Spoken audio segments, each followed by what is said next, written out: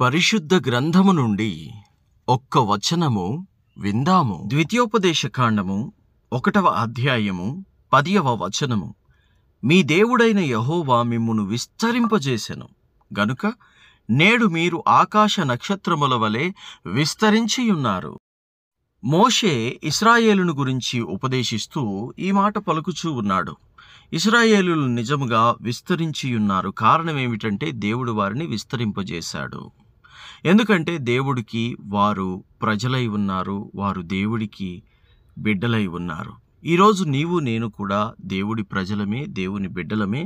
అందుకే మీలో చాలామంది బహుగా ఆశీర్వదించబడ్డారు, బహుగా దీవించబడ్డారు. ఒకరికి మాదిరికరముగా, ఒకరికి ఆశీర్వాదకరముగా, మీ కుటుంబాలకు దీవెనకరముగా, మీ ఇంటి వారికి మీరు ఎంతో దీవెనకరముగా ఉన్నారు. దానికి కారణం ఏమిటంటే దేవుని యొక్క ఆశీర్వాదము మీ మీద ఉన్నది గనుక. దేవునికి స్తోత్రము కలుగునుగాక. మీరు ఆకాశ నక్షత్రముల వలె అవుటకు కారణము ప్రభువైన యెహోవా యొక్క ఆశీర్వాదము. దేవుడు నిన్నింకా ఆశీర్వదించునుగాక. ఆమేన్.